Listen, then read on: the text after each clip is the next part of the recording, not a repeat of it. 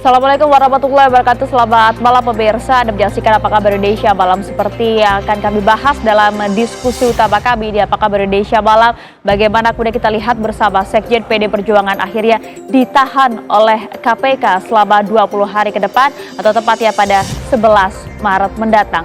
Akankah kemudian penahanan dari KPK ini membuat situasi politik di tanah air semakin menggema, atau bagaimana kemudian nanti sikap dari PD Perjuangan yang akan menjadi benteng bagi seorang Hasto Kristianto, dan juga bagaimana kemudian dampaknya terhadap PDIP dan juga pemerintahan saat ini? Akankah kemudian pertemuan antara Megawati dan juga Prabowo juga akan berlangsung di tengah instruksi dari Ketua Umum PD Perjuangan yang melarang kepala daerah yang berasal dari PD Perjuangan hadir dalam retret di Magelang hari ini? Kami akan hadirkan diskusinya bersama dengan saya Maria Segar. Dan bersama saya Kenana pemirsa, seperti yang tadi sempat disampaikan oleh Maria, kami juga akan menghadirkan informasi yang masih hangat, tentunya mungkin masih menjadi perhatian Anda semua pemirsa, di mana 961 kepala daerah yang baru saja dilantik kemarin oleh Presiden Prabowo Subianto hari ini memulai masa retretnya di Akademi Militer Magelang. Seperti apa jalannya retret dari para kepala daerah ini pemirsa, kami akan hadirkan untuk Anda di Apa Kabar Indonesia Malam selengkapnya. Ya, kita mulai dari informasi yang pertama ini pemirsa, di mana ratusan mahasiswa dari berbagai universitas ini kembali menggelar aksi unjuk rasa dengan tagar Indonesia Gelap di Patung Kuda, Jakarta Pusat. Ya, kalau kita lihat bersama pemirsa ini bagaimana kemudian usai melaksanakan sholat Jumat pada siang hari tadi, Badan Eksekutif Mahasiswa seluruh Indonesia bersama dengan koalisi sipil berkumpul di Patung Kuda, Jakarta Pusat. Mereka kemudian menggaungkan 13 tuntutan yang sama di hari sebelumnya. Salah satunya itu mengenai efisiensi anggaran.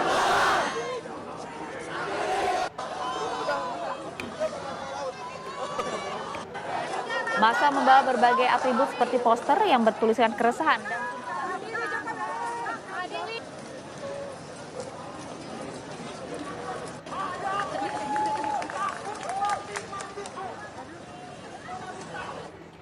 sementara itu pemirsa, rombongan kepala daerah yang mengikuti kegiatan retret telah tiba di Kompleks Akademi Militer Akmil, Magelang, Jawa Tengah. Sekitar pukul 15.45 waktu Indonesia Barat, rombongan kepala daerah yang berangkat menggunakan bus dari Rindam 4 Diponegoro telah tiba di Kompleks Akademi Militer Akmil, Magelang, Jawa Tengah. Mereka terlihat mengenakan seragam hijau loreng. Tampak sejumlah petugas keamanan dari TNI berjaga di lokasi. Beberapa kepala daerah yang hadir diantaranya Gubernur Sumatera Utara Bobi Nasution, Gubernur Jawa Tengah Ahmad Lutfi, dan Gubernur Jawa Timur Khofifah Indar Parawansa. Selanjutnya, rombongan kepala daerah memasuki Wisma Sumbing di seberang gerbang utama Akmil untuk dicek kesehatannya. Setelah itu mereka kembali berbaris untuk memasuki area Akmil. Para kepala daerah dijadwalkan mengikuti retret di Akmil Magelang mulai dari tanggal 21 hingga 28 Februari 2025, di mana mereka akan mendapatkan materi dari Menteri Lemhanas serta arahan dari Presiden Prabowo Subianto.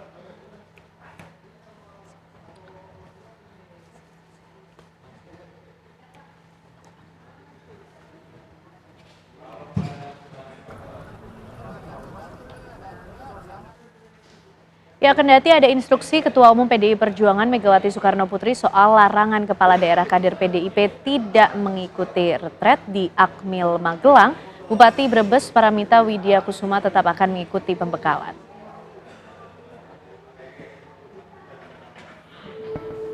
Bupati Brebes Paramita Widya Kusuma memutuskan akan tetap mengikuti retret kepala daerah di Akmil Magelang, Jawa Tengah hari ini.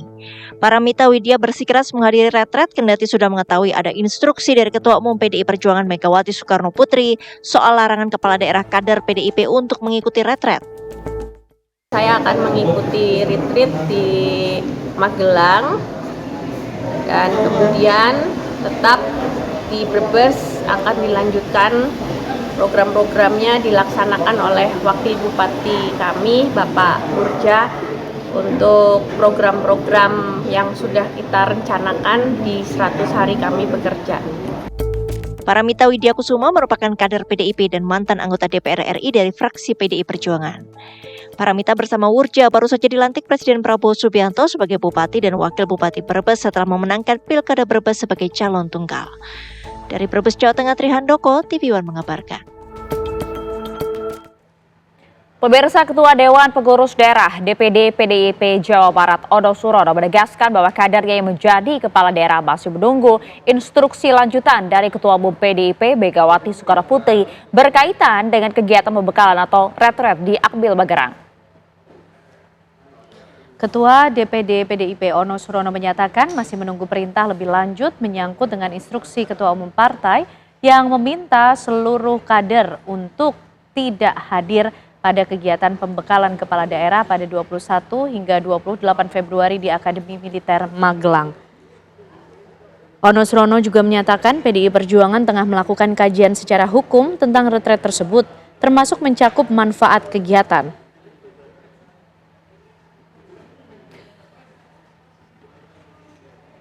Bukan larangan instruksi untuk menunggu instruksi selanjutnya terkait dengan retreat. Karena yang pertama, retreat itu kan tidak diatur dalam peraturan perundang-undangan manapun. Sehingga kemarin sampai dengan pagi ini, kemungkinan ya Ibu Ketum dan DPD Partai sedang melakukan kajian terkait dengan retreat itu sendiri. Apa yang menjadi dasar, apa yang nanti akan didapatkan, dan apa tentunya manfaat bagi kepala daerah, wakil kepala daerah, baik di Provinsi Jawa Barat. Nah, tentunya ini kan untuk kebaikan kita semua, nah sehingga kita tunggu saja instruksi berikutnya.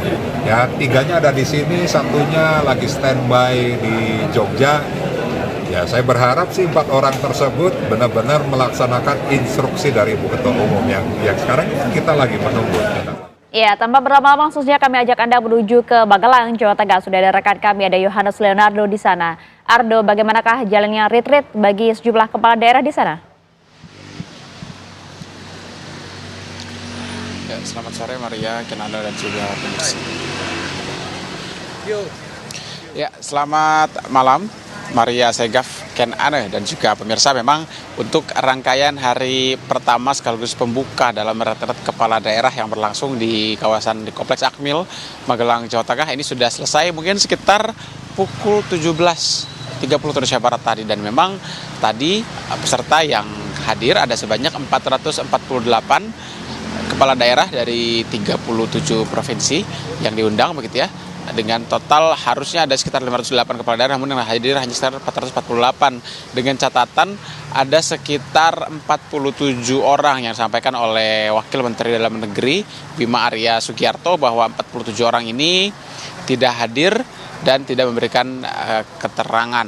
Namun yang jelas diminta oleh pemerintah melalui Kemendagri begitu bagi kepala daerah yang berhalangan hadir, baik mereka yang sudah menitipkan surat izin sakit atau izin ada keperluan ataupun juga abstain begitu ya, tidak ada keterangan, maka mereka diminta untuk mengirimkan wakilnya untuk mengikuti pada rangkaian di gelombang kedua yang berlangsung pada akhir pekan nanti. Lalu kemudian juga untuk aturan berikutnya, jika kemudian wakil kepala daerah ini berhalangan untuk hadir juga, maka pemerintah daerah diminta untuk kemudian mengirimkan sekretaris daerah atau sekda setiap wilayah untuk hadir dalam rangkaian retret, karena ditegaskan kembali oleh Bima Arya Sugiarto bahwa untuk materi-materi ataupun substansi dari pembahasan-pembahasan yang ada di dalam pada hari kedua dan seterusnya memang akan kemudian menjadi isu-isu sektoral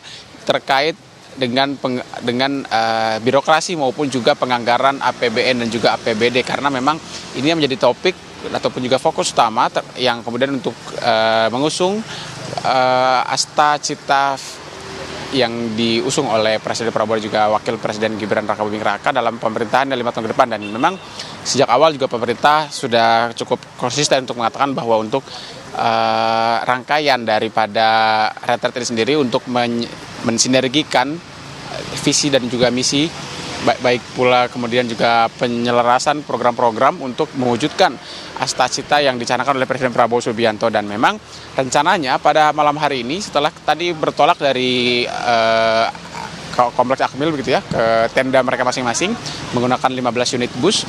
448 kepala daerah ini juga akan beristirahat untuk kemudian rencananya pada malam hari ini akan banyak beristirahat dan juga makan malam. Sebelum akhirnya akan beristirahat penuh dan akan kembali beraktivitas mulai besok pagi.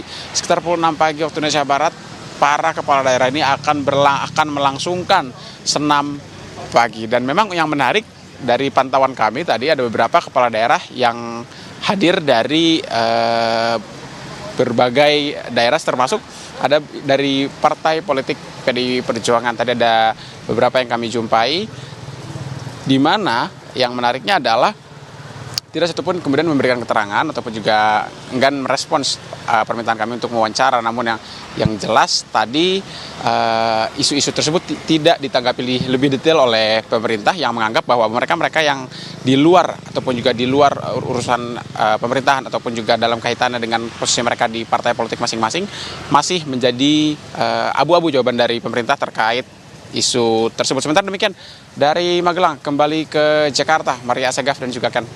Baik, terima kasih Yohanes Leonardo mengabarkan dari kawasan Akmil, Magelang, Jawa Tengah. Pemirsa, hari pertama kegiatan retret kepala daerah di Magelang, Jawa Tengah, Gubernur Jakarta terpilih Pramono Anung justru menyambangi kediaman Ketua Umum Partai Demokrasi Indonesia Perjuangan Megawati Soekarno Putri di Jalan Tengku Umar, Menteng, Jakarta Pusat.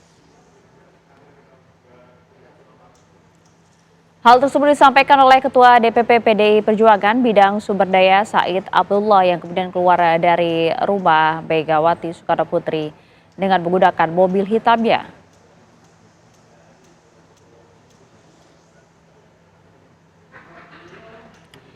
Said Abdullah kemudian mengaku bahwa menyambangi kediaman Megawati bersama dengan Gubernur Jakarta Pramono Anung. Namun ia kemudian tak menjelaskan lebih lanjut mengenai kedatangan di kediaman Ketua Umum PDI Perjuangan tersebut.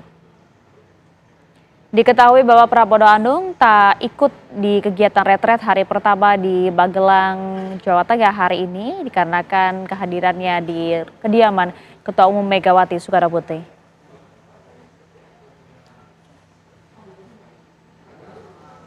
Bagaimana kondisi terkini pemirsa di kediaman Megawati Soekarno Putri? Kami ajak Anda bergabung dengan rekan kami, ada Prita Zega di sana. Zega, selamat malam. Apakah masih berlangsung pertemuan antara Pramono Anung dengan Ketua Umum PDIP Megawati Soekarno Putri di sana?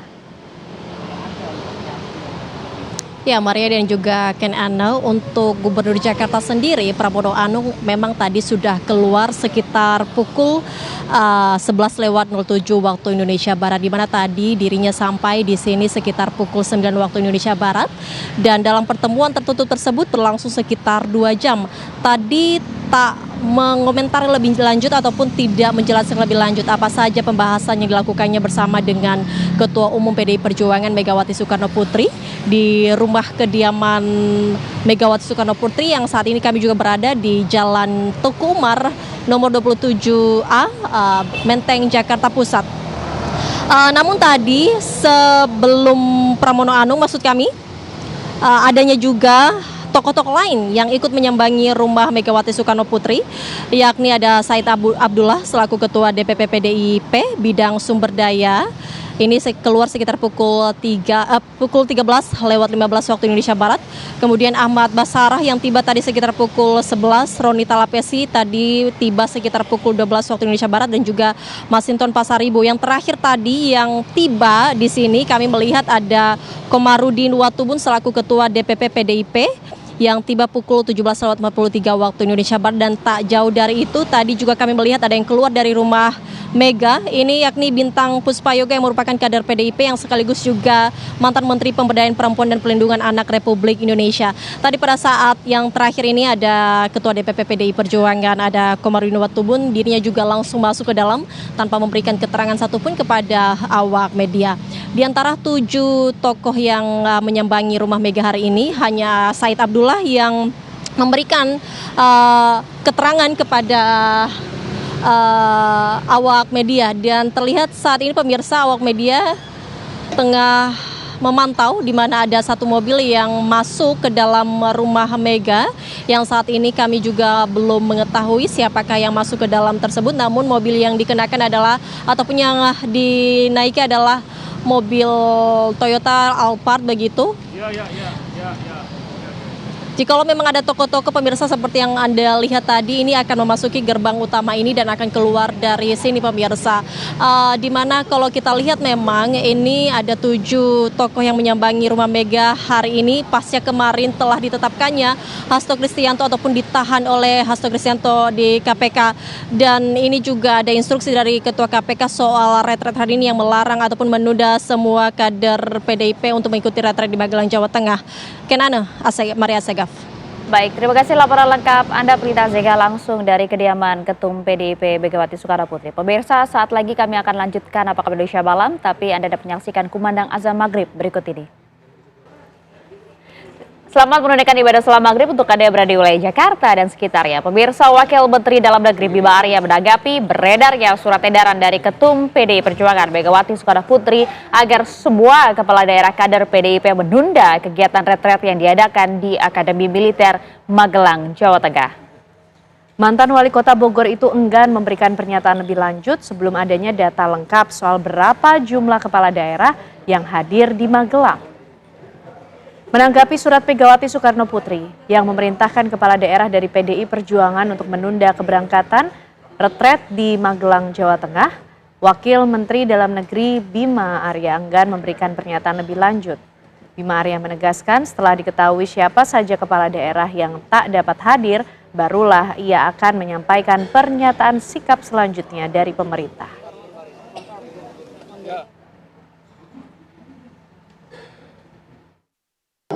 Mari kita tunggu teman-teman sekalian perkembangan sampai nanti jam 15.00. Nah sekarang ini jam 11.33 sebelum Jumatan. Jam 15.00 maka akan kita ketahui bersama berapa kepala daerah yang hadir, berapa yang tidak hadir, dan alasannya apa saja. Nah setelah itu baru kami akan memberikan pernyataan kembali terkait dengan jumlah kehadiran dan apa kebijaksanaan dari Kemendagri, Akmil, dan Lemhanas terkait dengan kepala daerah yang tidak hadir itu. Ketua KPK Setio Budianto mengatakan laporan dugaan suap terkait proses pemilihan Ketua Dewan Perwakilan DPD RI periode 2024-2029 saat ini sedang diverifikasi oleh tim Direktorat Pelayanan Laporan dan Pengadilan Masyarakat. Ya, sebelumnya pemirsa laporan dilakukan mantan staf di DPD RI atas kasus dugaan suap yang melibatkan 95 oknum anggota senator.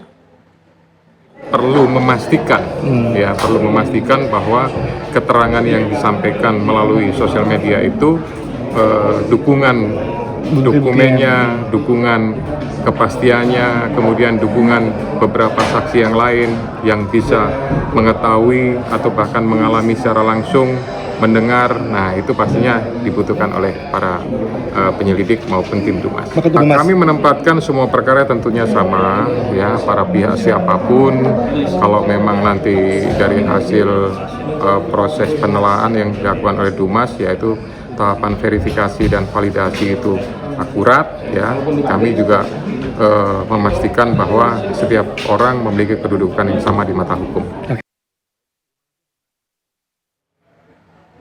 Ya, pemirsa, sejumlah kepala daerah saat ini kemudian hadir untuk pembekalan di Akmil Magelang, Jawa Tengah. Namun beberapa kepala daerah yang berasal dari PDI Perjuangan tak hadir menuruti instruksi dari Ketum PDI Perjuangan. Usai ditahannya Sekjen PDIP tersangka Hasto Kristianto oleh KPK selama 20 hari. Akankah kemudian penahanan dari Hasto Kristianto ini merubah sistem politik di Indonesia, termasuk juga bagaimana hubungan antara Ketum PDI Perjuangan dan juga Prabowo Subianto? Kita akan membahasnya usai jeda sesaat lagi di Apa Kabar Indonesia Malam.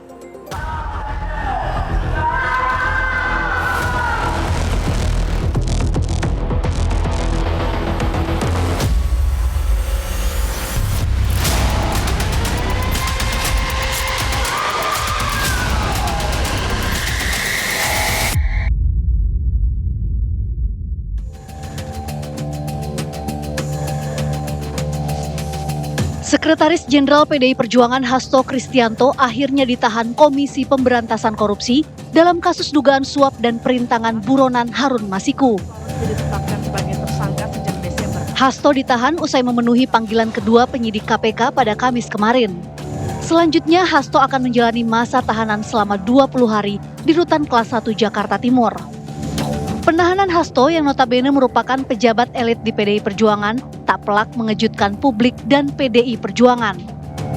Selama ini KPK dinilai tak bernyali menahan tangan kanan Megawati Soekarno Putri di Partai Banteng Moncong Putih ini. Meski kemudian semenjak penetapan status tersangka, PDIP kerap menyebut kasus yang menjerat Hasto syarat dengan politisasi. Tak ayal, balas dendam politik pun mencuat pasca penahanan Hasto. Seperti wacana akan dibukanya sejumlah hal yang selama ini disimpan rapat-rapat oleh Hasto dan PDIP terkait keluarga Joko Widodo. Akankah ditahannya Hasto menjadi awal terbukanya kotak Pandora yang akan mengejutkan publik? Ataukah sebaliknya, hanya menjadi alat tawar semata tanpa ada bukti kuat seperti yang disampaikan? Mungkinkah PDIP terseret dan menjadi benteng bagi Hasto, seperti yang dilakukan Ketua Umum Megawati Soekarno Putri yang mengeluarkan surat edaran kepada kepala daerah asal PDIP untuk menunda hadir pada retreat di Magelang?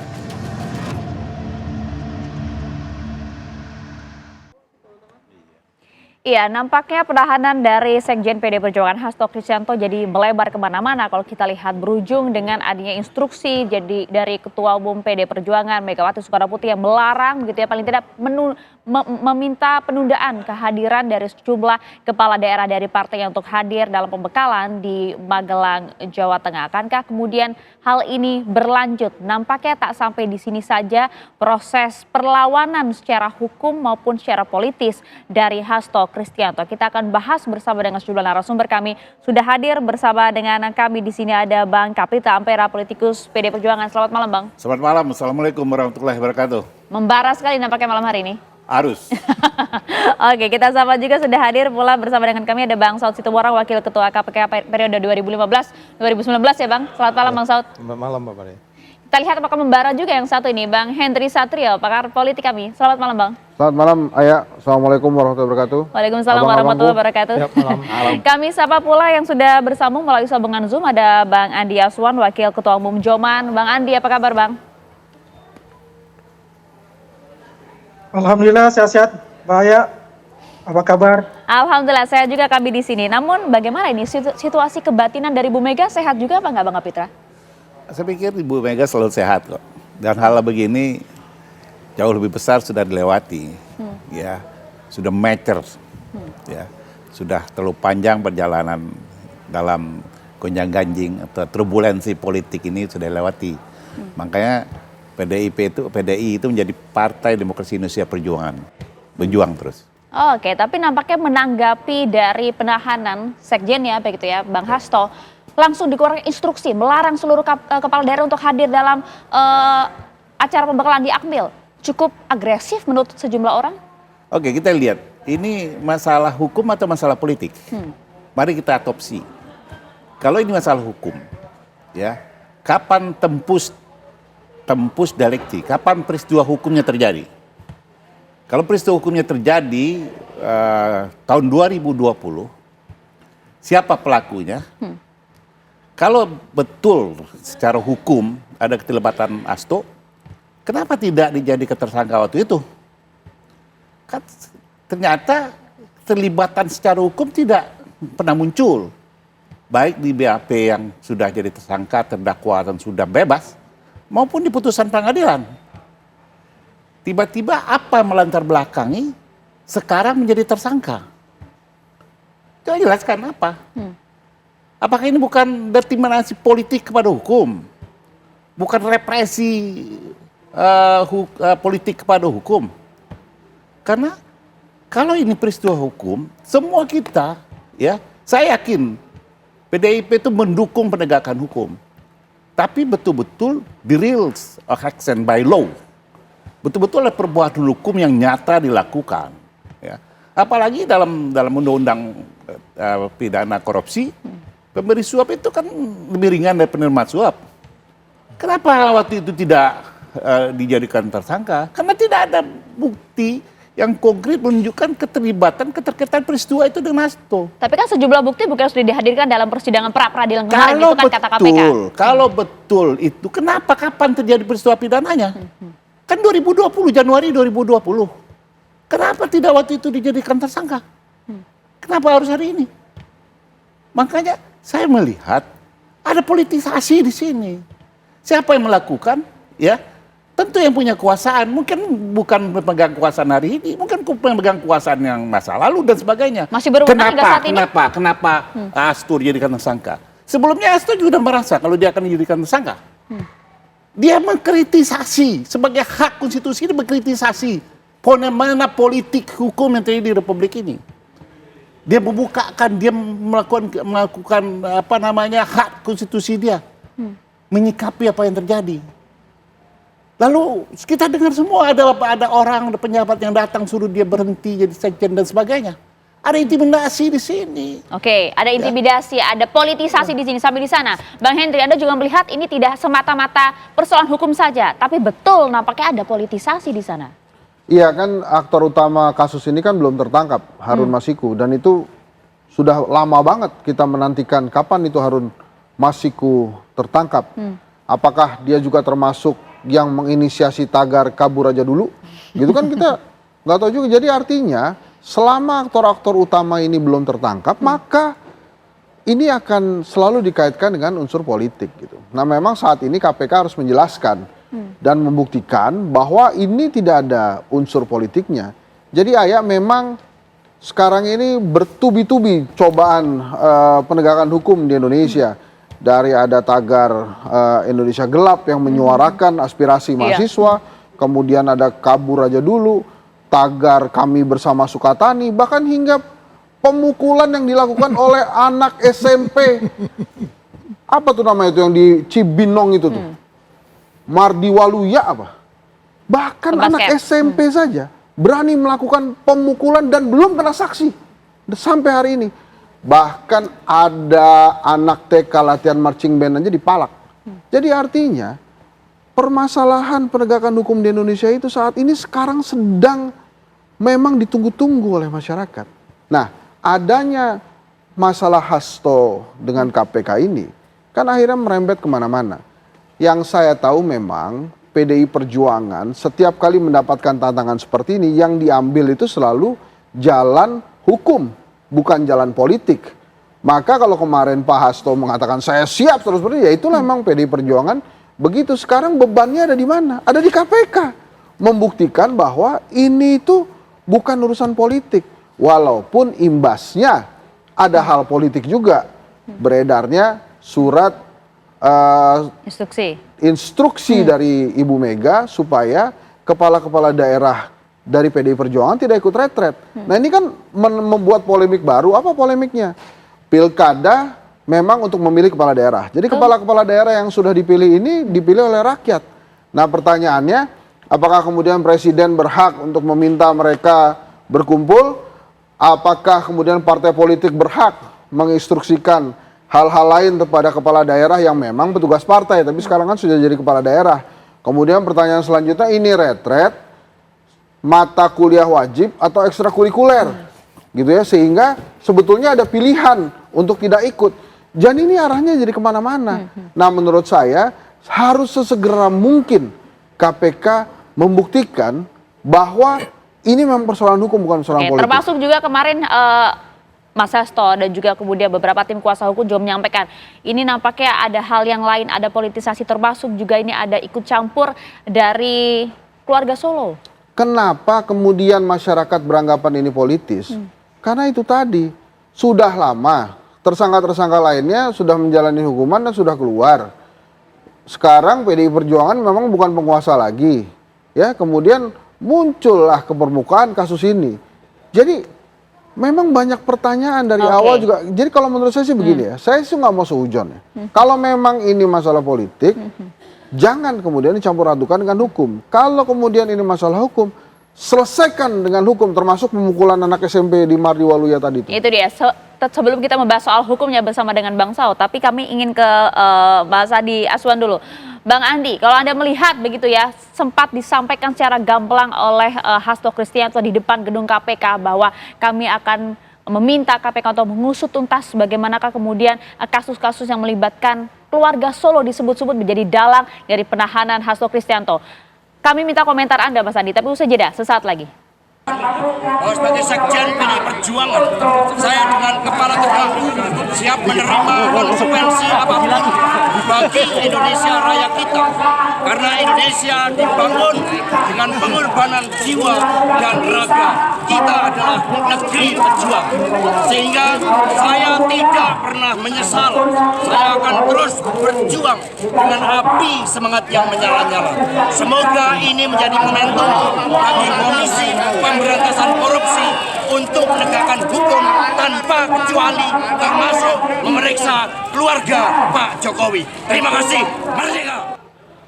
Itu dia Bang Andi Aswan, nama Jokowi udah disebut-sebut di depan gedung KPK, Bang Andi.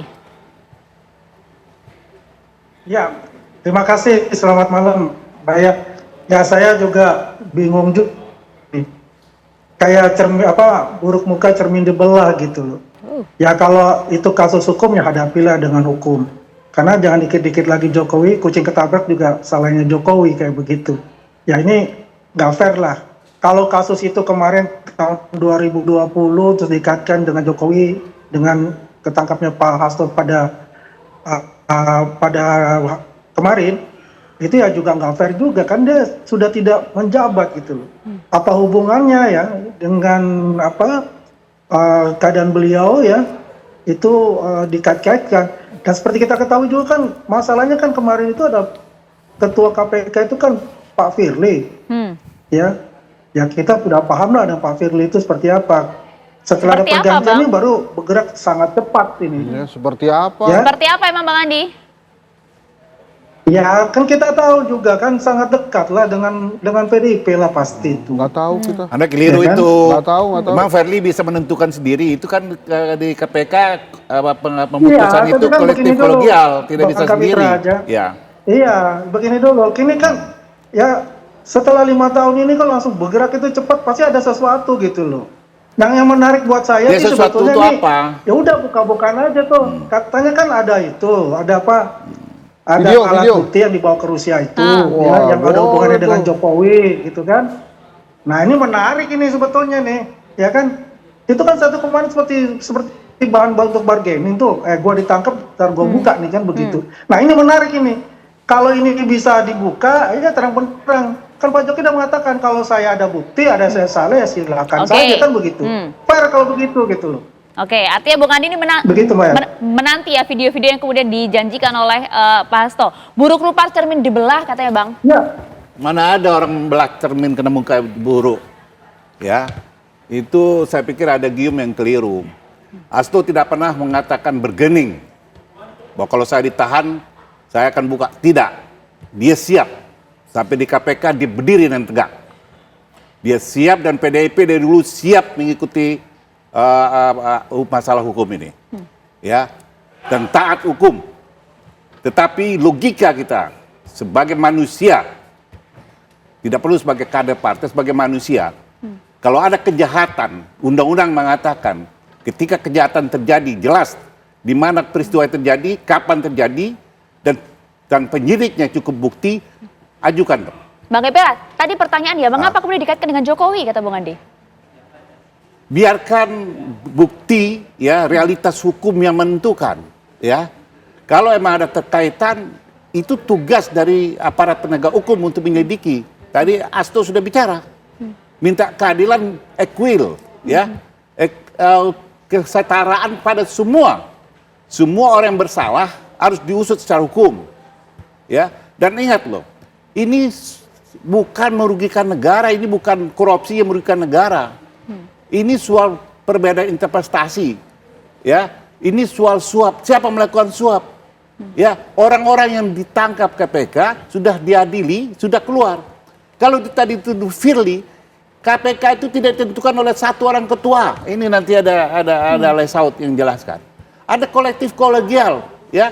Tidak mungkin mentang-mentang ketua itu sewenang-wenang. Masalahnya sampai ke pengadilan kita mengikuti. Di BAP kita mengikuti, tidak satu pun kalimat mengatakan Hasto terlibat dalam suap menyuap itu. Ya, kalau sekarang itu muncul, kapan sprindiknya dibuat? Kapan peristiwanya terjadi? Apakah kemarin? Nah, inilah menjadi Nah, pertanyaan ini besar. pertanyaan saya kan begini. Pertanyaan saya kenapa dikaitkan lagi dengan Jokowi?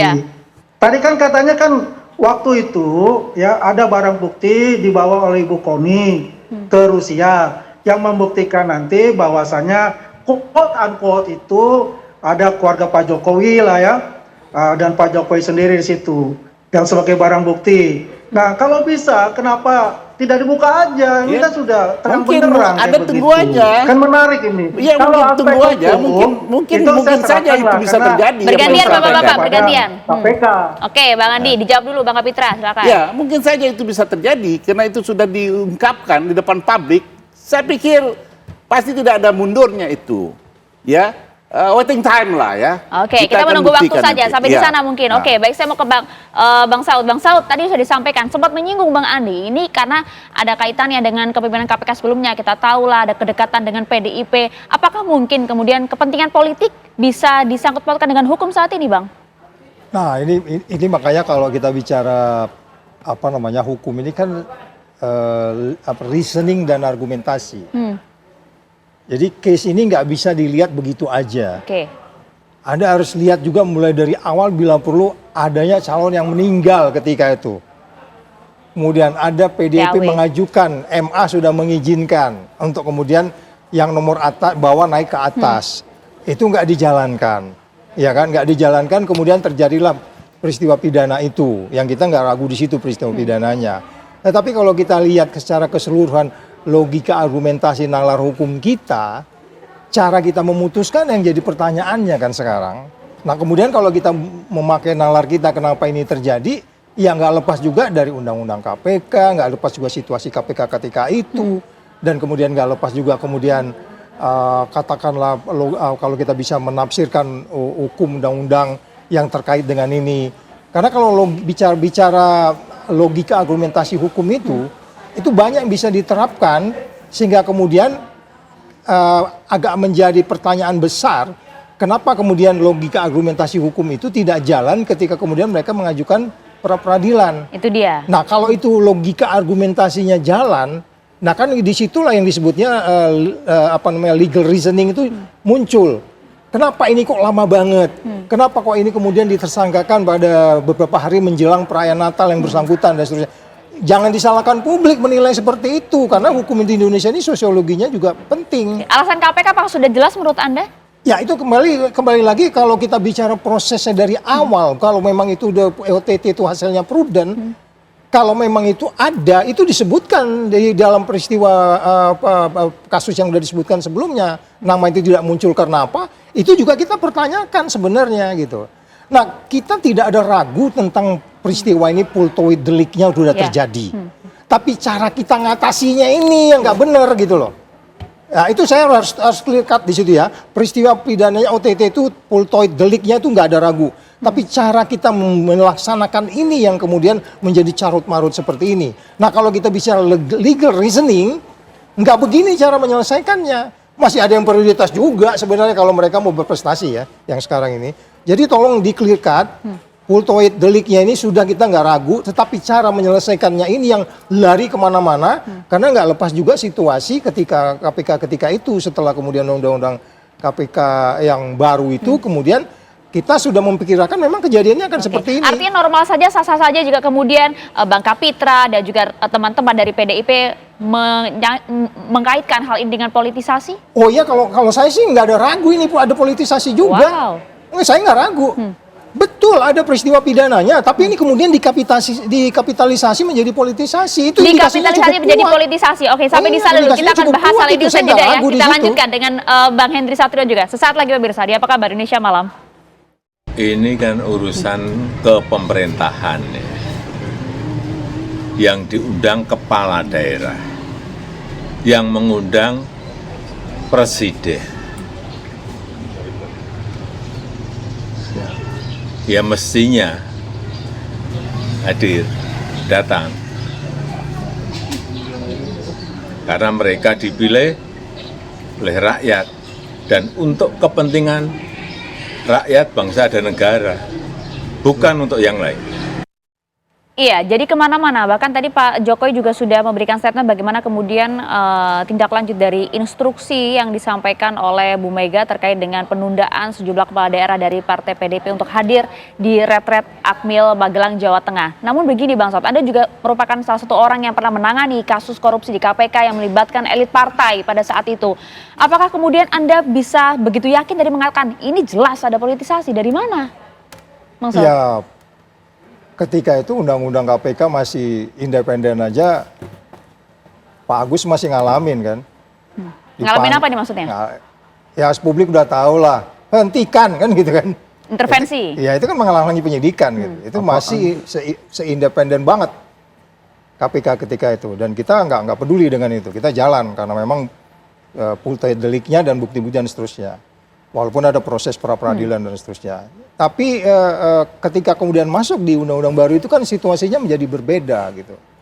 Sehingga kalau kita katakan bahwa ini kan 2020 udah masuk undang-undang baru ya ketika itu. Terus kemudian bagaimana itu bisa terjadi dalam pengertian rejim ketika itu dengan rejim yang sekarang.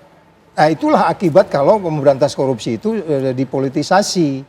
Itu yang saya bilang tadi, ini menjadi carut marut ini karena politisasi. Jadi kalau ini tidak politisasi, nggak seperti ini juga. Meskipun ini kan pemerintahan baru, Bang. Oh iya, pemerintahan baru, kita kan tahu bahwa kita ini kan punya logika. Makanya kan saya bilang tadi, hukum itu harus legal reasoningnya harus kuat gitu.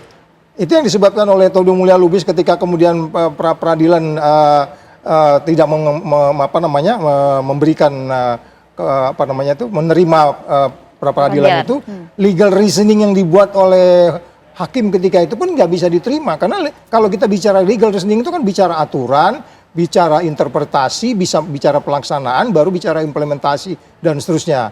Itu kan di situ ada aspek-aspek sosiologi, aspek-aspek macam ruwet di situ, ada psikologi. Nah itu yang saya bilang, ini kasus ini kan masih simple. Apa prioritas nih sebenarnya? Oh prioritas, ini pimpinan partai. Karena di Indonesia itu korupsi politik. Iya, tapi kalau dari awal itu dilakukan sebagaimana kita lakukan, katakan kasus IKTP aja. Nggak akan seperti ini gitu loh. Nah sebenarnya kalau ketika kemudian ini sudah mulai karatan, Anda mau gosok-gosok lagi, ya menjadi patah gitu. Logikanya jadi begitu. Jadi sebenarnya ya udah karatan, tetapi kemudian bereskan dulu yang prioritas. Analogi yang menarik, Bang Hensa, kalau Anda melihat ini apakah demikian? Bahkan nampaknya jadi kemana-mana, Bang. Jadi kemudian sampai kalau kita lihat kasus penahanan dari Hasto ini justru seperti ibaratnya membuat perlawanan tidak hanya dengan pemerintahan sebelumnya, tapi juga dengan saat ini gitu, Bang.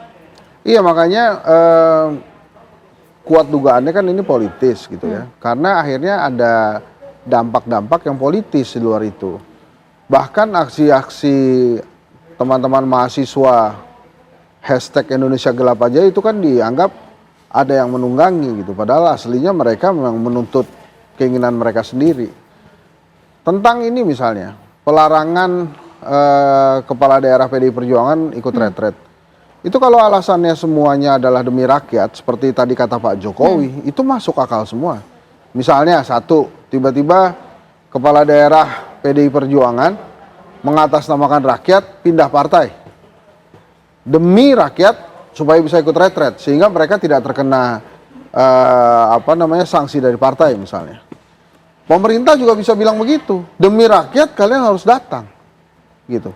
PDI Perjuangan pun bisa bilang begitu, demi warga PDI Perjuangan yang telah memilih Anda, yang notabene adalah rakyat, Anda harus ikut apa kata partai. Oke, tapi kalau melihat membaca situasi kebatinan dari seorang Megawati Soekarnoputri, menurut Anda apa yang kemudian terjadi hingga kemudian membuat Bu Mega begitu ya harus membuat instruksi sedemikian rupa, Bang Hensa? Nah itu kan makanya sebuah pernyataan kekecewaan terhadap kondisi hukum di Indonesia kan. Ya. Jadi kekecewaan itu kemudian ditumpahkan dengan apa yang dia bisa sebagai ketua umum partai. Yang dia bisa lakukan adalah memang mengontrol konstituennya sendiri, mengontrol partainya sendiri. Apakah ini bentuk intervensi? Bukan, ini kan warga negara ini Megawati Soekarnoputri. Jadi dia sebagai warga negara yang kebetulan ketua umum PDI Perjuangan, dia menyampaikan protes keras dengan surat instruksi ini. Oke, meskipun kemudian banyak yang bertanya, kalau kemudian yang digaung-gaungkan adalah ini ada campur tangan dari pemerintahan sebelumnya. Namun kenapa kemudian kekecewaan itu dituangkan ke pemerintahan saat ini, Bang Hensa? Ya karena yang ada pemerintahan saat ini. Hasto ditangkap di pemerintahannya saat ini kan. Dan Ibu Mega juga kerap berkomunikasi dengan pemerintahan saat ini. Kekecewaan Ibu Mega itu kan sebetulnya berawal dari tidak bersamanya presiden sebelumnya dengan Ibu Mega di Pilpres gitu kan. Nah tapi semua kejadiannya kan hari ini ya memang karena pemerintahan ini. Ini yang kejadiannya ini paling repot dan paling pening kepalanya kan pemilik ndasmu itu Pak Prabowo gitu kan. Kenapa? Karena ya dia harus menghadapi semuanya, segala hashtag Indonesia gelap, kami bersama Sukatani lah, kabur aja dulu lah, semuanya bertubi-tubi. Nah ini kok nggak selesai-selesai ya? Kenapa harus ada begini-beginian? Nah ini kan juga ternyata pemerintah sendiri kan gagap kan. Ditanya gimana itu PDI Perjuangan bisa nggak datang, oh nanti kita tunggu sampai jam 3 gitu.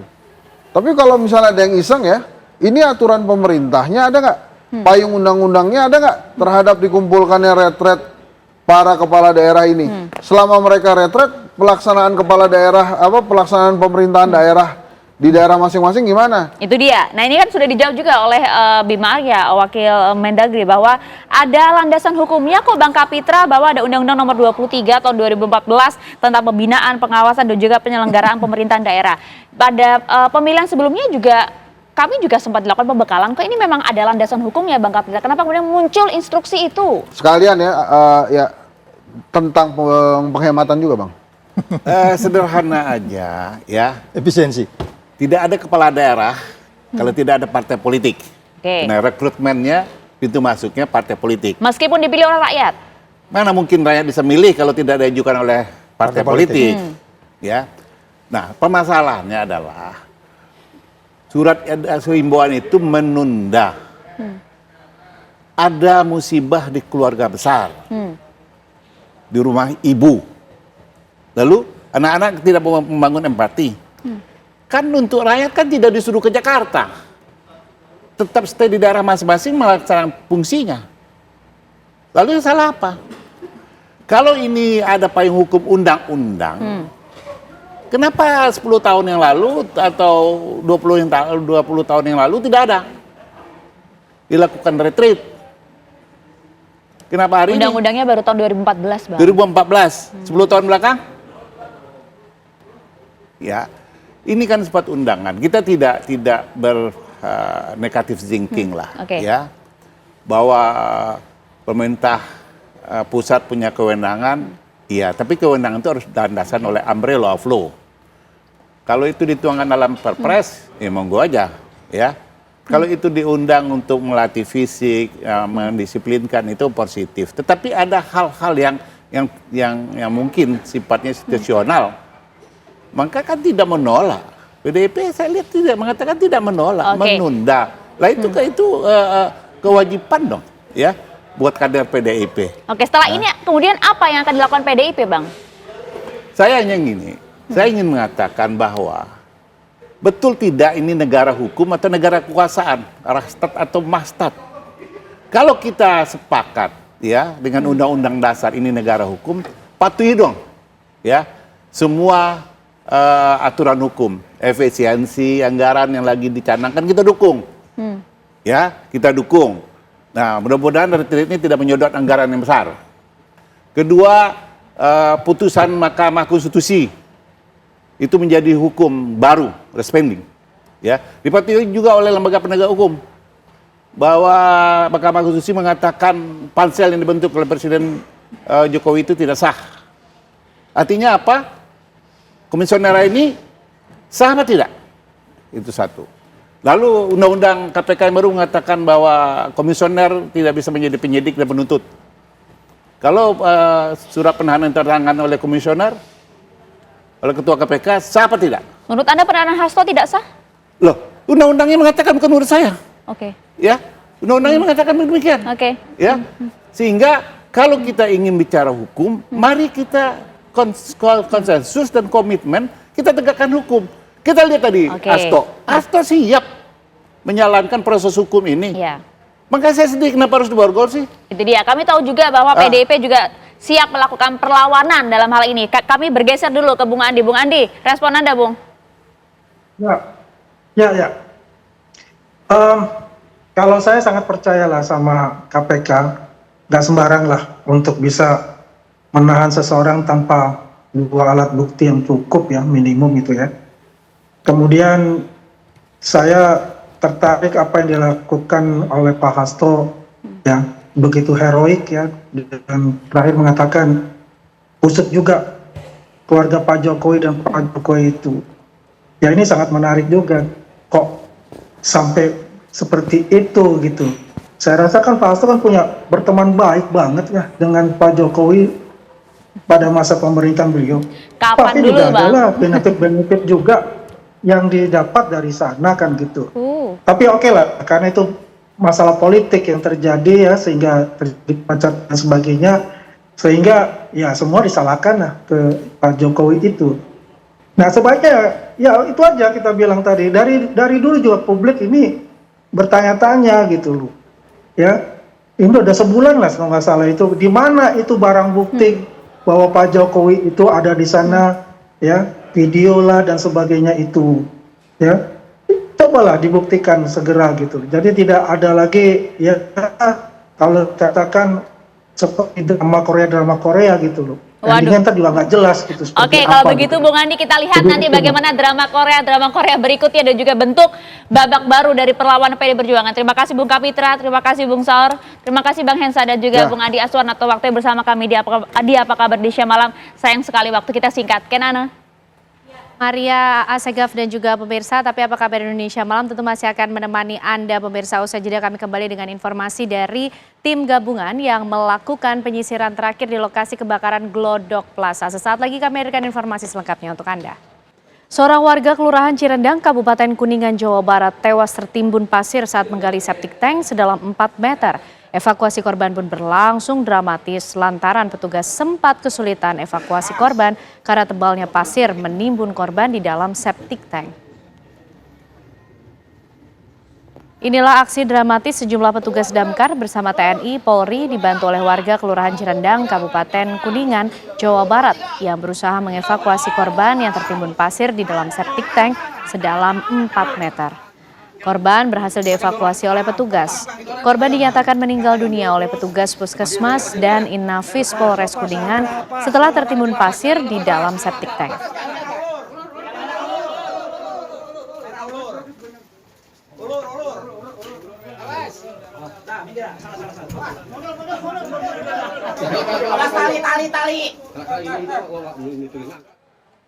Tim gabungan melakukan penyisiran terakhir di lokasi kebakaran Glodok Plaza. Proses penyisiran dimulai pada pukul 9 oleh tim gabungan, yakni dari RS Polri, DVI Mabes Polri, Polda Metro Jaya, Reskrim Polres Jakarta Barat, tim pemadam, dan BPBD Jakarta. Proses penyisiran dilakukan di lantai 7 hingga 9 Glodok Plaza. Penyisiran dilakukan untuk mencari tubuh korban yang saat ini belum ditemukan.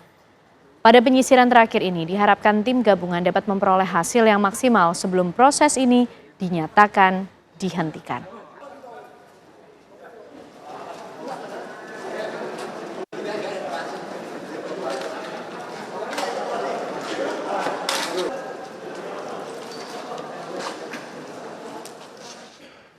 Setelah resmi dilantik oleh Presiden Prabowo Subianto, para kepala daerah langsung menjalani retret selama 8 hari di Lembah Tidar. Selain sorotan mengenai efisiensi, kegiatan pembekalan ini juga menimbulkan tanya, benarkah ada kecenderungan untuk menyeragamkan pemerintah pusat dan daerah?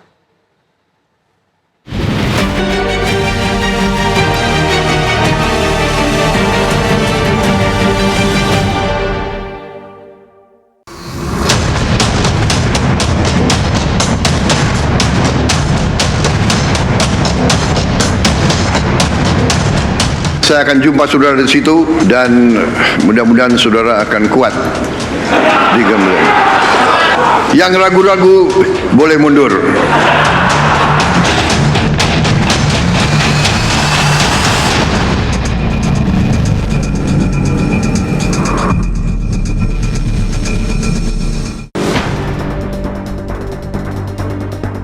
Presiden Prabowo Subianto sepertinya tak ingin ada kerikil yang mengganggu visi pemerintahannya. Prabowo seolah tak mau pula munculnya raja-raja kecil di daerah yang lupa melayani rakyat. Prabowo lantang menyatakan, kepala daerah meski berlatar partai politik berbeda, sejatinya adalah pelayan rakyat. Jadi harus siap mengabdi, membela, dan menjaga kepentingan rakyat.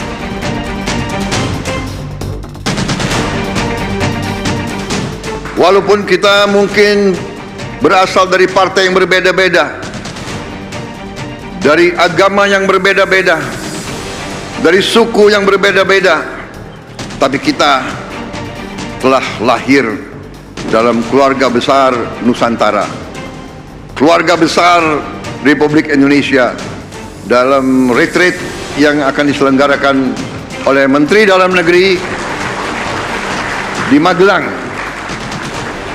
Saya akan jumpa saudara di situ dan mudah-mudahan saudara akan kuat di Gembleng. Yang ragu-ragu boleh mundur.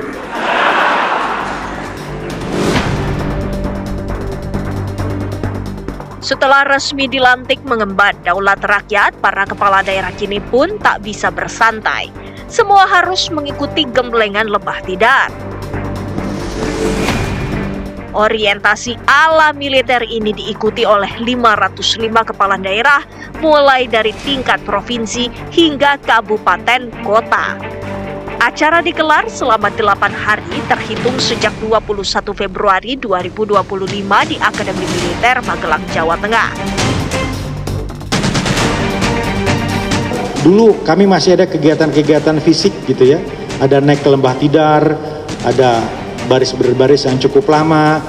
Nah ini karena lebih banyak dan banyak juga yang sudah senior, tentu ini akan sangat menyesuaikan dengan pembobotan akan lebih banyak di ruang-ruang kelas gitu.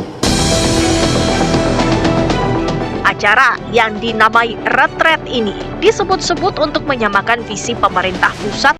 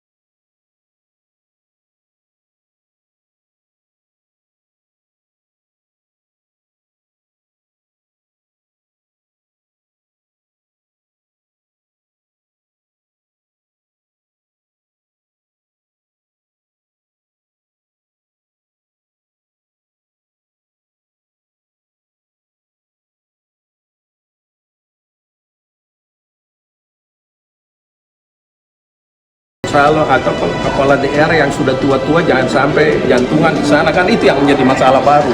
Oke, tapi ada catatan khusus nggak dari Komisi 2 soal retret ini? Apakah seharusnya nggak usah pakai APBN sampai 13M misalnya, BK? Bukan catatan khusus, itu kontradiksi antara sikap pemerintah yang di satu sisi melakukan efisiensi anggaran, di sisi lain tadi saya lihat saya baca di media katanya di gubernur di yang tempat tidur sampai 500 juta macam-macam ikan. Selain menyedot anggaran yang besar, efektivitas pembekalan untuk sinkronisasi pembangunan pusat dan daerah pun dipertanyakan. Sebab selain adanya benturan regulasi, masing-masing kepala daerah tentunya memiliki janji kampanyenya sendiri. Saya akan mengikuti sepenuhnya. Mulai dari hari pertama sampai dengan tanggal 28, acara terakhir adalah pengarahan Presiden, dan di dalamnya ada tentunya baik Kemendagri, semua menteri akan memberikan arahan, kemudian juga Lemhanas dan sebagainya saya akan mengikuti. Penyelarasan antara program pemerintah pusat ke nanti daerah Provinsi Sumatera Utara dengan kabupaten kota yang ada di Sumatera Utara. apa yang disusun oleh Presiden harus sampai ke daerah Sumatera Utara. Pada dasarnya bangunan yang kita lakukan di Jawa Timur resonansinya bisa ke seluruh Indonesia. Oleh karena itu, mari kita bangun keberkembangan, semangat dan kerja keras untuk bisa memajukan daerah kita dan tentu memajukan Indonesia. Lantas, benarkah ada kecenderungan pemerintah pusat ingin memperkuat kontrolnya di daerah? Saya kira kan riset ini akan mengarah ya pada penyeragaman kebijakan dan juga sikap dari kepala daerah agar lebih sejalan ya dengan pemerintah pusat, sehingga bisa apakah tantangannya apakah hal ini bisa ya mengurangi otonomi daerah gitu. Kalau jika kepala daerah terpilih berasal dari partai politik yang beragam ya, apakah mungkin ada upaya ya untuk kesetiaan politik, loyalitas politik tertentu yang bisa mempengaruhi ya keputusan mereka di masa depan gitu. Masalah transparansi dan akuntabilitas ya. Ya bagaimana mekanisme evaluasi dari keberhasilan riset ini? Apakah ada indikator ya konkret yang bisa menilai dampaknya terhadap kinerja kepala daerah?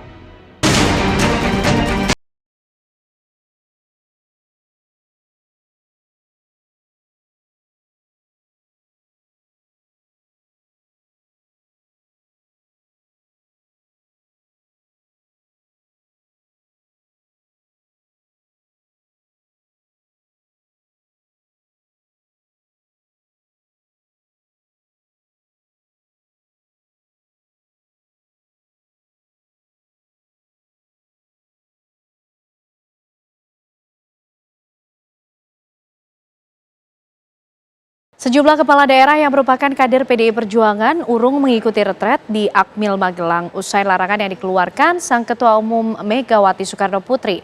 Namun ada yang memilih untuk tetap beraktivitas di daerahnya. Ada pula yang menunggu di rumah keluarganya.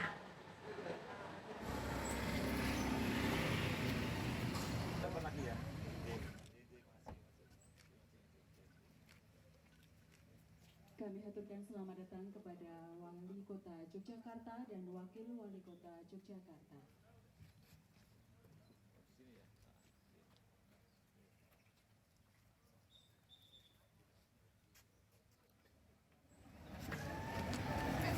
Berarti tidak ke Magelang, Pak? Nggak berangkat tetap, Pak. Oh ya belum, ini kan nanti kan registrasinya jam 3.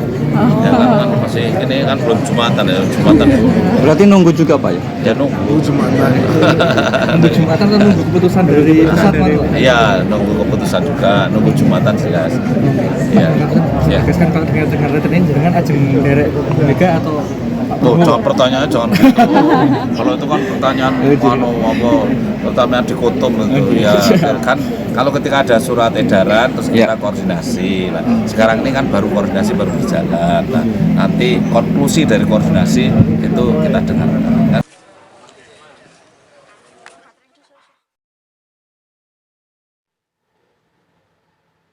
Baik pemirsa, kembali kami akan ajak Anda untuk menuju ke kawasan Akmil, Magelang, Jawa Tengah untuk melihat bagaimana jalannya retret para kepala daerah di sana bersama rekan kami Yohanes Leonardo. Selamat malam Ardo, sejauh ini bagaimana aktivitas retret dari para kepala daerah di Akmil, Magelang? Ya, Ken Ana dan juga pemirsa menjawab pertanyaan Anda terkait seperti apa kemudian saat ini proses ataupun juga mekanisme yang berlangsung dalam retret di Akmil Magelang yang diikuti oleh para kepala daerah. Memang tadi sekitar pukul 5 sore waktu Indonesia Barat, ini para kepala daerah yang totalnya ada sebanyak 448 ini setelah selesai melakoni hari pertama sekaligus pembukaan untuk rangkaian retret yang berlangsung selama 8 hari, di mana kemudian untuk rangkaian hari pertama tadi ada selain penyambutan juga ada pengalungan serta ada ramah tamah yang berlangsung pada malam hari ini di Akmil di Akademi Militer Magelang, Jawa Tengah, di Lembah Tidar lebih tepatnya, untuk kemudian tidur di tenda-tenda sesuai dengan peleton yang sudah dibagikan, di mana diketahui bahwa dalam rangkaian tadi ada sebanyak 5 kompi terdiri dari masing-masing 3 peleton, artinya ada 15 peleton atau 15 regu yang dibagikan oleh pihak penyelenggara, dalam hal ini adalah Kementerian Dalam Negeri, di mana kemudian dari satu peleton itu bisa berisikan 33 sampai 34 kepala daerah. Dan memang meskipun sudah disusun begitu ya, ada 15 peleton, namun memang hanya ada beberapa yang tidak hadir. Tadi disampaikan oleh Wakil Menteri Dalam Negeri Bima Arya Sugiarto bahwa untuk jumlah kepala daerah yang tidak hadir ini sebanyak 47 orang, di mana 47 orang maksud kami adalah 47 yang tidak memberikan keterangan, karena ada beberapa seperti 11 orang diantaranya itu memberikan keterangan bahwa ada yang sedang ada agenda keluarga ataupun juga kesibukan lain maupun juga sedang sakit. Meski demikian, tadi juga disampaikan juga oleh Bima Arya bahwa untuk kesehatan dipastikan semuanya dinilai untuk mumpuni untuk mengikuti rangkaian, meskipun sudah ada pengelompokan mulai dari pita hijau, pita kuning dan juga pita merah untuk membedakan bagi beberapa kepala daerah yang memang memiliki kondisi kesehatan ataupun juga kondisi fisik yang tidak dalam kondisi prima. Lalu kemudian saat ini meski sedang ramah tamah, namun para peserta atau kepala daerah ini juga sedang bersiap untuk melakoni rangkaian hari kedua besok, karena mulai besok ini sudah masuk ke beberapa materi yang disampaikan. Dari rangkuman kami begitu ya, ada beberapa pemateri untuk besok, diantaranya ada Menteri Pertahanan Syafri Syamsuddin yang dijadwalkan akan memberikan materi seputar pertahanan negara. Dalam hal ini kaitannya dengan swasembada pangan, energi, air, dan beberapa hal lainnya yang tentunya menjadi bagian dari program Astacita, visi Astacita dari misi Astacita yang diusung oleh Presiden Prabowo Subianto. Selain itu juga ada Lemhanas yang juga akan dijadwalkan memberikan materi kepada para kepala daerah dengan beberapa forum diskusi maupun juga diskusi antar kelompok atau DAK yang membahas beberapa hal terkait penguatan maupun juga penyaluran ilmu catatan-catatan maupun juga pengalaman-pengalaman tertentu yang dibagikan kepada para kepala daerah yang berjumlah 448 per sore hari ini, karena memang tadi Bima Arya sangat membuka bagi para kepala daerah yang baru akan datang menyusul ataupun juga belakangan. Artinya bagi para kepala daerah yang masih dalam perjalanan ataupun juga tidak bisa hadir di hari pertama, namun sangat terbuka untuk kembali datang di hari kedua, ketiga, dan seterusnya hingga penutupan pada hari ke-8 nanti yang akan dipimpin, rencana dipimpin oleh Presiden Prabowo Subianto. Sementara demikian dari Akademi Militer Magelang, Jawa Tengah, kembali ke Jakarta, Ken. Terima kasih Yohanes Leonardo mengabarkan dari kawasan Akademi Militer Magelang, Jawa Tengah. Kita menuju ke kawasan Tengku Umar, Jakarta, tepatnya di kediaman dari Ketum PDIP Megawati Soekarno Putri bersama dengan Nadila Saleh di sana. Selamat malam Nadila, pantauan Anda hingga saat ini apa aktivitas yang terlihat di rumah ataupun di kediaman Ketum Megawati Soekarno Putri? Masih adakah pula tokoh-tokoh yang hadir ke sana? Iya, kan aneh sampai pada malam hari ini sejumlah elit PDI Perjuangan masih terus mendatangi kediaman Megawati Soekarno Putri. Satu tokoh yang terakhir tadi terpantau oleh kami tiba ataupun memasuki kediaman Megawati Soekarno Putri adalah Roni Talapesi, yang memang sebelumnya Roni pada siang hari tadi juga telah mendatangi kediaman Megawati Soekarno Putri lalu keluar dan kemudian kembali lagi. Dan sebelum itu jika kami dasari dari pantauan kami, sejumlah tokoh yang sampai saat ini masih berada di dalam kediaman Megawati Soekarno Putri ini adalah Said Abdullah, kemudian Komarudin Watubun, kemudian ada juga Deddy Sitorus dan Andi Wijayanto.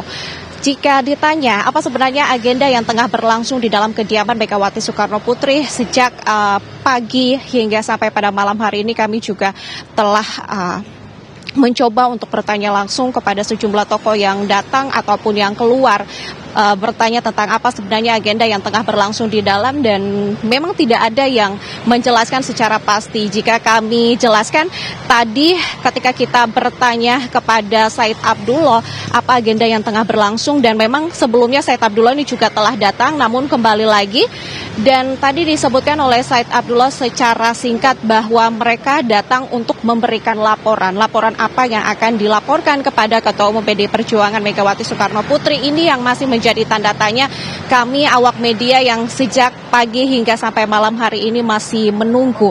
Dan jika bisa kami gambarkan, memang sejak pagi hingga sampai malam hari ini sejumlah tokoh juga datang, dan jika kita mengikuti perkembangan politik yang ada, tentunya Anda juga mungkin akan bertanya apakah Gubernur DKI Jakarta ini datang untuk bertemu dengan Megawati Soekarno Putri ataupun kepala daerah dari PD Perjuangan ini juga datang ke kediaman Megawati Soekarno Putri? Jawabannya adalah iya.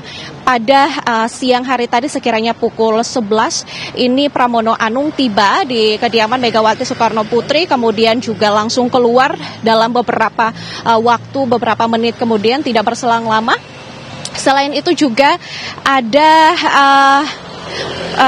ada juga Masinton Pasaribu yang merupakan Bupati Tapanuli Tengah juga pada siang hari tadi menyambangi kediaman Megawati Soekarno Putri. Namun lagi-lagi apa sebenarnya pembahasan yang dibahas di dalam kediaman ini masih menjadi tanda tanya. Namun jika kita ikuti perkembangan yang ada, ini tentu bisa saja berkaitan dengan retret yang tengah berlangsung di Magelang, Jawa Tengah. Namun kami masih akan memastikan. Kembali ke Anda.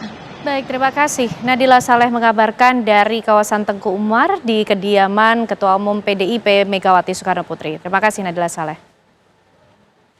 Pemirsa, Gubernur dan Wakil Gubernur Jawa Barat Deddy Mulyadi dan Erwan Setiawan melakukan serah terima jabatan di rapat paripurna di DPRD Jawa Barat.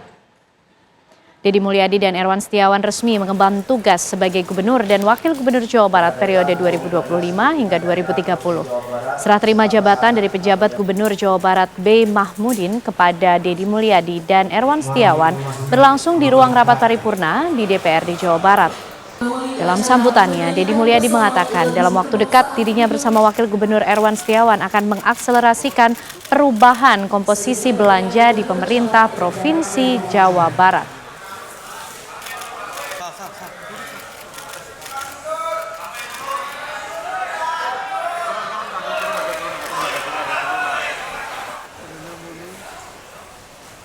Oke, izin Pak.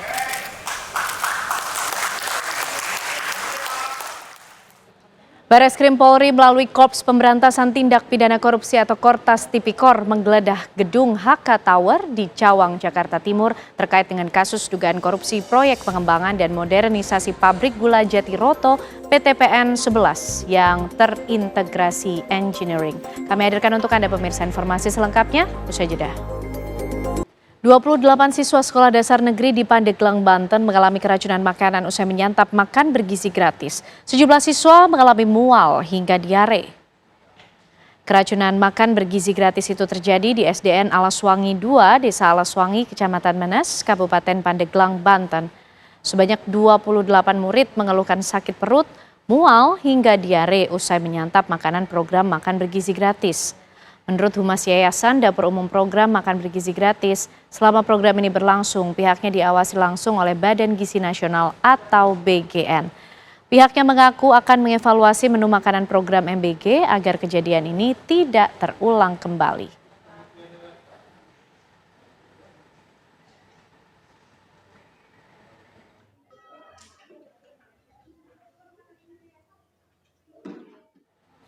Polres Karawang, Jawa Barat berhasil mengungkap sindikat peredaran uang palsu bernilai miliaran rupiah.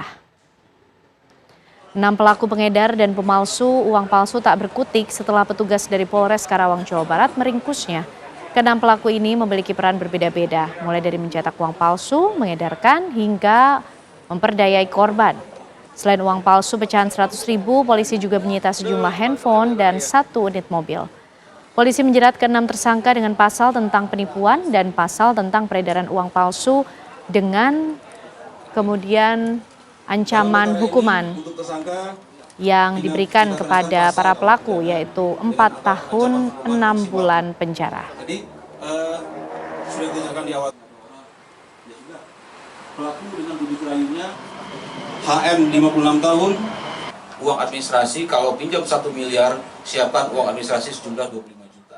Pemirsa, hari ini 2 orang dari tim dokter Rumah Sakit Bayangkara Polda Sumbar, Kota Padang, Sumatera Barat melakukan otopsi jasad perempuan yang ditemukan tewas terbungkus dalam karung goni di Kabupaten Tanah Datar, Sumatera Barat.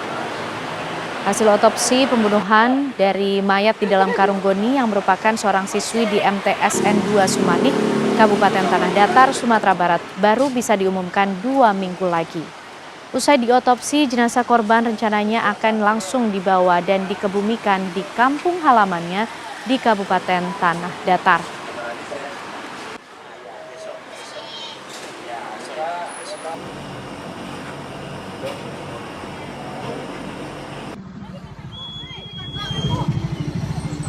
Oke ya. Kurang-kurang dan buang juga.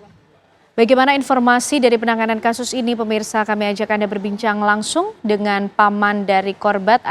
Ada Bapak M. Rashid sudah bergabung bersama kita malam hari ini. Assalamualaikum, selamat malam Pak Rashid. Waalaikumsalam, selamat malam Bu. Pertama-tama Pak Rashid, kami tentunya turut mengucapkan duka cita yang mendalam atas kepergian dari almarhum keponakan Pak Rashid. Iya, terima kasih Bu. Pak Rashid, hari ini dilakukan proses otopsi. Bagaimana kemudian informasi yang diterima juga oleh pihak keluarga yang disampaikan dari pihak kepolisian? Ya, kami dari pihak keluarga mengucapkan terima kasih banyak kepada pihak-pihak yang berwenang untuk mengotopsi keponakan kami yang bernama Sinta dengan mencari solusi yang terjadi musibah terhadap keponakan. Mudah-mudahan dengan adanya otopsi tersebut dapat menentukan bagaimana yang terbaik. Pihak-pihak berwajib untuk menentukan sang pelaku. Itu harapan kami, Bu. Ya, Pak Rashid, sejauh ini sudahkah juga dimintai keterangan dari keluarga Pak Rashid mengenai kejadian yang menimpa keponakan dari Pak Rashid ini? Iya, iya Bu. Memang sudah, tapi kami tentu belum bisa memastikan karena yang bersangkutan masih dalam penyelidikan, masih dalam berusaha. Bagaimana usaha-usaha orang yang berwenang untuk mendapatkan hal tersebut, Bu. Ya, Pak Rashid, tapi sebetulnya informasi atau komunikasi terakhir dengan korban, yaitu keponakan Pak Rashid sendiri, itu seperti apa, Pak? Yang diketahui oleh pihak keluarga, apakah ada komunikasi yang terjalin dengan orang lain atau seperti apa? Ya, Bu. Sementara waktu sebelum kejadian, setelah sholat maghrib tanggal 19 Februari 2025, itu keponakan saya ini, Bu, dia mundar-mandir meminta uang untuk beli paket sama neneknya, 7.000. Setelah itu yang namanya rumah kami antara ruang depan dengan ruang belakang tuh jarak-jarak 10 meter. Jadi perkiraan neneknya dia di rumah depan, neneknya di rumah belakang. Tahu-tahu pas waktu berjalan, emak sendiri, si Lisa, sama adik-adik saya, itu dia tidak yakin si almarhum Mago keluar. Jadi dengan sendiri dia ditegurlah sama nenek, mana si Sinta. Katanya ditelepon sama kawannya dari Rambatan katanya. Ya, teman-teman dekatnya selama ini memang ada, Bu, beberapa orang. Tapi dengan kejadian serupa ini kita tidak menyangka hal yang demikian. Jadi karena itu timbul kecurigaan. Sekitar jam malam. Sekitar jam 10 ataupun 11 mulai ada rasa curiga. Itu sampai dicari, Bu. Dicari-cari itu enggak ketemu. Kata mamanya mungkin di tempat kawan di Rambatan katanya. Tahu-tahu besok pagi orang sudah bicara hari Rabu itu pasar Sungai Tarap. Kata orang yang lewat ada semacam bahan-bahan penjualan orang jualan muda yang jatuh dari mobil. Lihat, tahu-tahu ada sesosok mayat yang dalam karung. Itu timbul kecurigaan. Ini sebab dalam karung itu ada sedikit sepotong kuku kakinya keluar sedikit, menentukan bahwasanya mayat. Jadi langsunglah Polres Tanah Datar melalui Polsek Sungai Tarap langsung dibawa ke Rumah Sakit Hanafiah Batu Sangkar. Ya. Ya, Pak Rizal, artinya ketika korban atau keponakan Pak Rizal ini pergi meninggalkan rumah ini juga tidak Pak Rashid ya, meninggalkan rumah ini tidak berpamitan dengan keluarga begitu Pak? Hendak menemui siapa dan apakah teman-teman dari korban atau keponakan Pak Rashid ini juga mengetahui mengenai seseorang yang ditemui oleh korban ini? Tidak Bu, tidak ada sama sekali. Oke. Tidak ada yang kami temukan itu hanya ke tempat ke rumah sakit hanya bungkus ya tersebut Bu. Baik Pak Rashid, terima kasih sudah berkenan untuk berbagi informasi bersama kami di Apa Kabar Indonesia Malam. Tentu kami ikut mendoakan agar penanganan kasus ini segera bisa menemui titik terang. Terima kasih Pak, selamat malam. Assalamualaikum. Ya, selamat malam Bu. Terima kasih.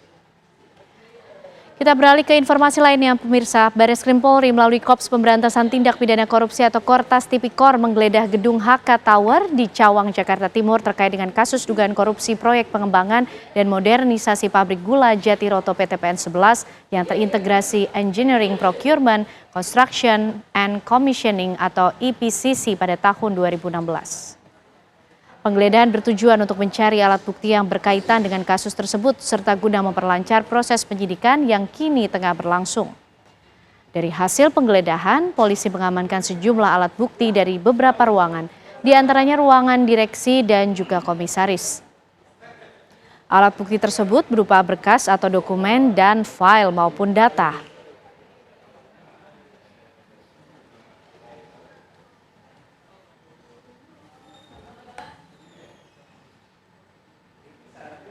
Seorang emak-emak yang diduga mabuk menabrak sejumlah kendaraan di kawasan Pantai Indah Kapuk. Pelaku menolak keluar dari mobil saat petugas memeriksanya. Ibu silakan pindah ke sebelah saya nyetir. Nggak usah. Saya yang nyetir, Bapak di sebelah. Saya nggak mau mati, Bu.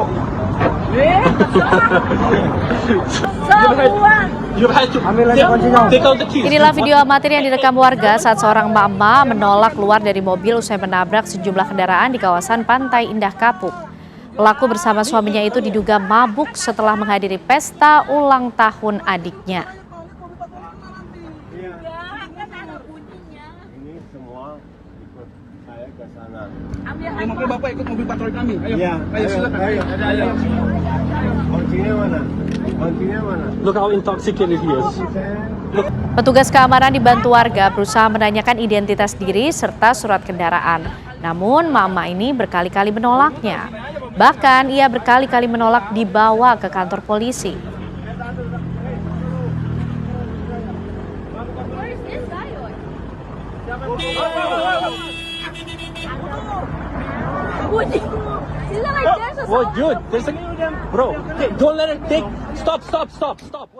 Informasi tersebut sekaligus menutup Apa Kabar Indonesia Malam hari ini. Akhir kata saya Kenana. Dan saya Maria Segaf, kita berdua pamit pemirsa. Saat lagi Anda dapat menyaksikan One on One bersama dengan Dwi Anggia akan berbincang dengan Kepala Kantor Komunikasi Presiden Hasan Nazmi akan menjawab mengenai hashtag kabur aja dulu. Sesaat lagi kami pamit undur diri. Terima kasih.